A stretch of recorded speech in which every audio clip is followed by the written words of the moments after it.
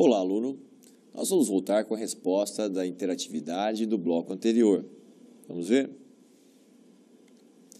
Resposta. Estamos falando sobre o exercício da Grécia Antiga. Vamos ler comigo.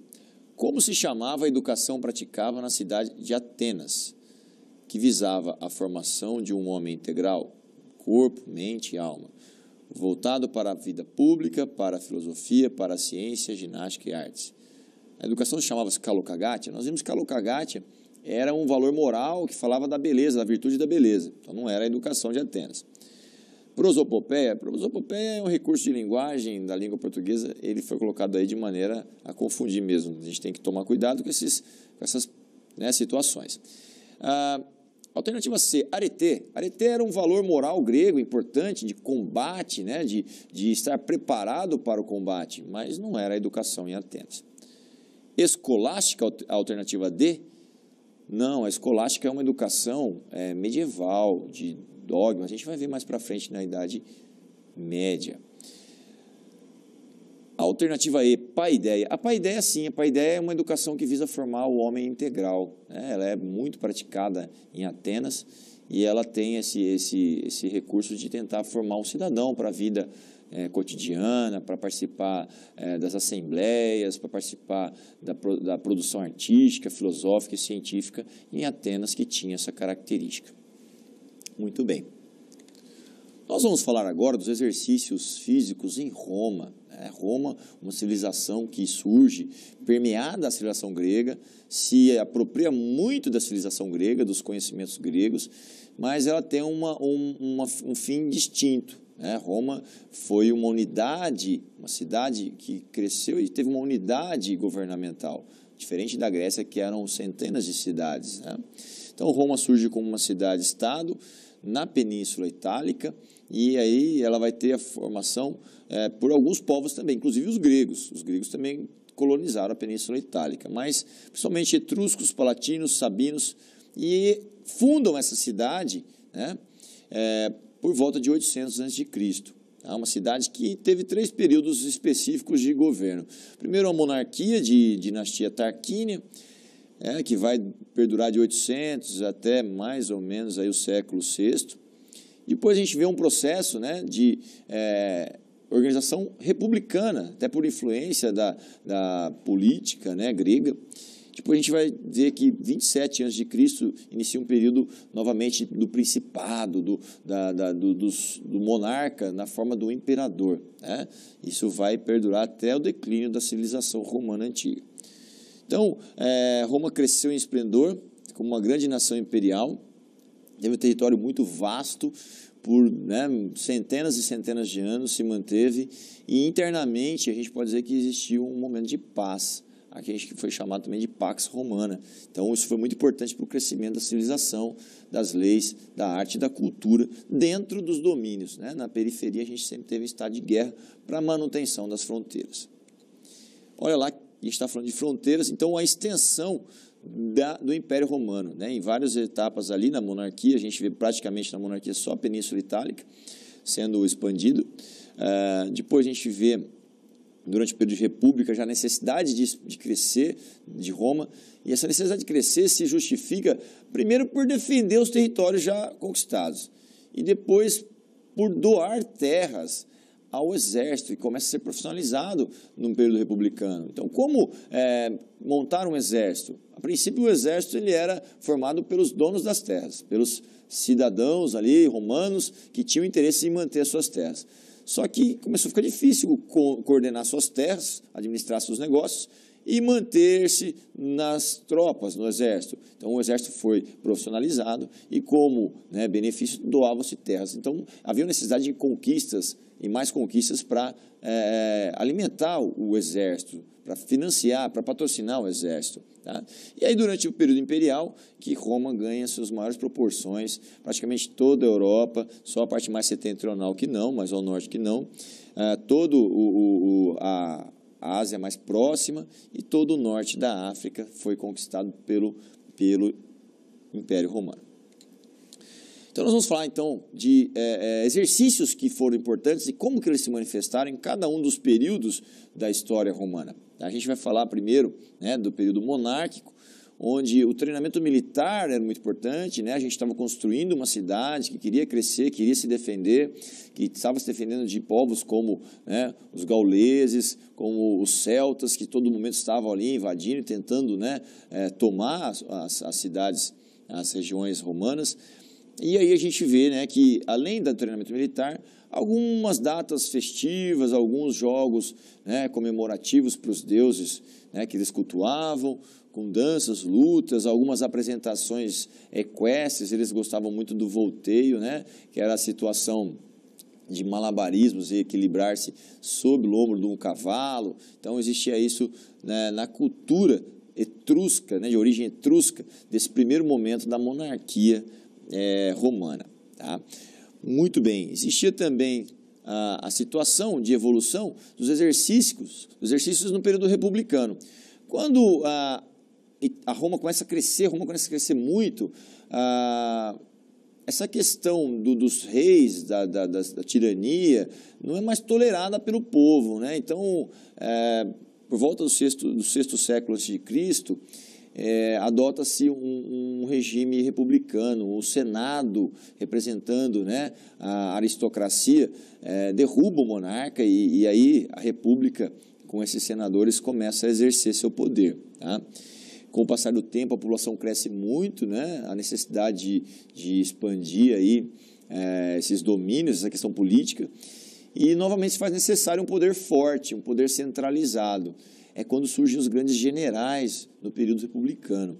Esses generais, né, a gente pode citar aí Júlio César como o maior dos generais, né, Otávio Augusto, Marco Antônio, né, são generais que vão ajudar a governar Roma com o Senado, mantendo a paz, mantendo a estrutura. Existia muita disputa em Roma entre duas classes distintas, né?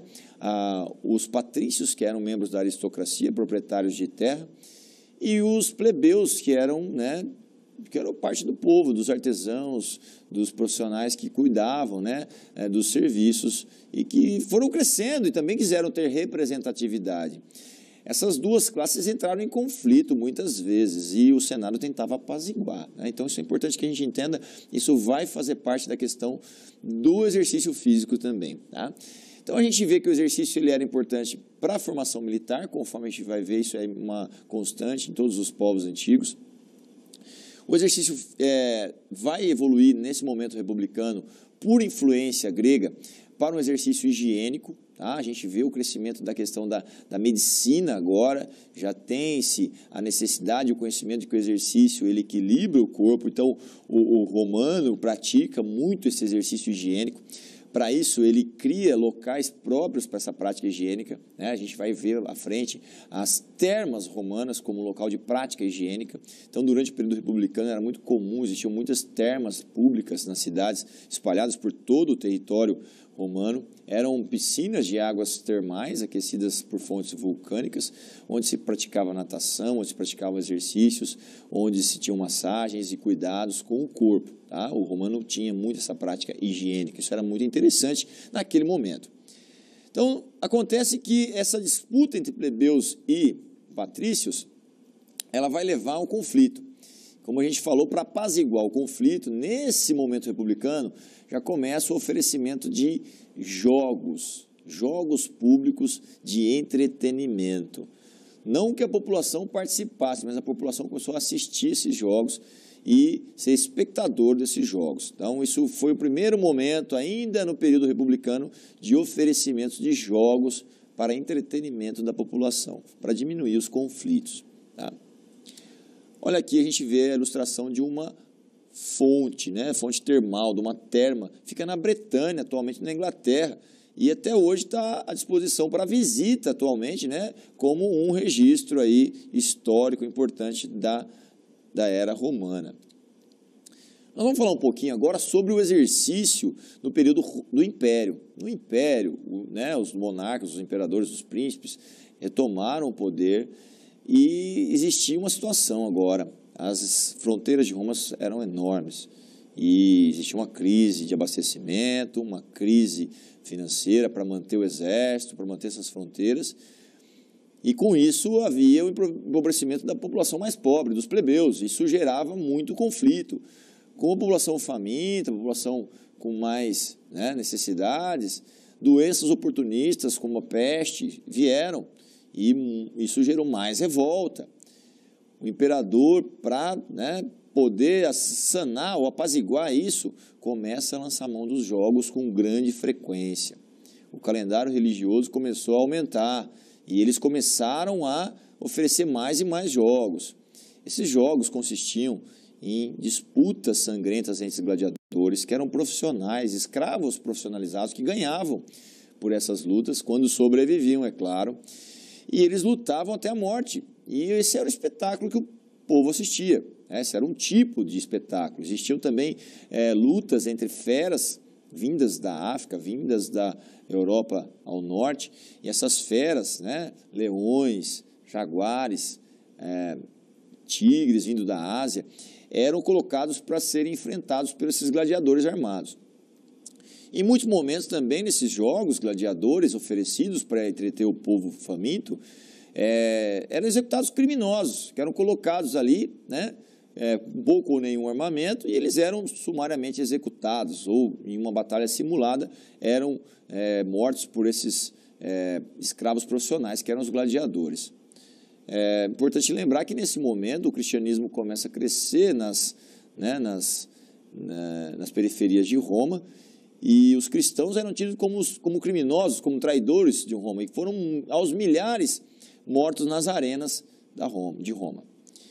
Existiam dois tipos distintos de arena, Tinha o anfiteatro, que eram arenas circulares que cabiam mais de 80 mil pessoas, onde geralmente aconteciam os jogos com os gladiadores. E existiam também os circos, os jogos circenses, que eram grandes arenas ovais, com capacidade para até 150 mil espectadores. E nesses circos aconteciam corridas de bigas ou quadrigas. As bigas eram carruagens puxadas por 2 cavalos, as quadrigas por 4 cavalos. Eram disputas muito populares e elas aconteciam nesses espaços maiores que eram os circos. Também colocavam ali nesses circos batalhas simuladas para mostrar à população o que aconteceu nas fronteiras distantes. Então, também com criminosos sendo colocados como os inimigos, lógico que era exposto nessas batalhas a vitória do exército romano, que era representado pelos gladiadores. Então a gente vê também um tipo de jogo. Essa política ficou conhecida como política do pão e circo, porque ao mesmo momento que entretinha, matava a fome da população. O imperador sabiamente oferecia pão. O pão era para matar a fome momentaneamente e o circo para entreter as pessoas. A gente vê aqui uma ilustração do anfiteatro, Coliseu de Roma, que está até hoje como uma referência histórica em Roma. Foi construído 80 depois de Cristo por imperador Vespasiano. Tivemos uma ilustração de uma disputa desses gladiadores. É importante ressaltar que gladiador vem de gládio. Gládio é o nome dessa espada curta que esses escravos profissionais usavam. E é importante falar também que esses escravos, eles eram profissionais, eles recebiam. E quando acumulavam bastante riqueza, eles podiam comprar sua liberdade. Isso aconteceu algumas vezes na história. Aqui a gente vê um registro do grande circo máximo, onde aconteciam as corridas de quadrigas. Então a gente vê como era extenso o tamanho desse circo. Vamos para um ponto de reflexão, onde a gente vê a questão dos jogos romanos, serem um ópio para aquela população, um ópio, uma questão de alienação para aquela população faminta e doente. Atualmente somos aplacados pelo esporte de massa da mídia e, da mesma forma, nossos problemas políticos são mascarados pelo esporte da mídia, por jogos, por Copa do Mundo, e nós temos que refletir hoje para não sermos, da mesma forma que o povo antigo, ludibriados, enganados ou alienados da situação real. Então esse é o ponto de reflexão para que a gente faça. Vamos para uma interatividade agora, para um exercício para discutir essa questão. Leiam comigo. Em Roma, na época do Império, os espetáculos competitivos eram utilizados pelo imperador como ferramenta de domínio popular. Como esse domínio acontecia? Alternativa A. O imperador instituiu jogos atléticos em que os cidadãos romanos, os plebeus, os escravos, os patrícios podiam competir juntos e em celebração da paz. Alternativa B. O imperador oferecia jogos públicos e espetáculos sangrentos e distribuía pão para a população, fazendo com que esquecessem a pobreza, a fome e as doenças. Alternativa C. O imperador fazia apresentações em que ele mesmo exibia suas habilidades atléticas, estimulando o povo à prática de atividades físicas e competitivas. Então, a resposta para a mesma questão, mais duas alternativas. Vamos em Roma, na época do Império, né? A gente tem a mesma pergunta. Como o domínio acontecia? Alternativa D. Os romanos assistiam os jogos das empresas em que trabalhavam, sendo fidelizados à fábrica. Ou ainda, a alternativa E. Os romanos praticavam atividades físicas e higiênicas nas termas em busca de saúde. No próximo bloco, vamos ver a resposta dessa interatividade.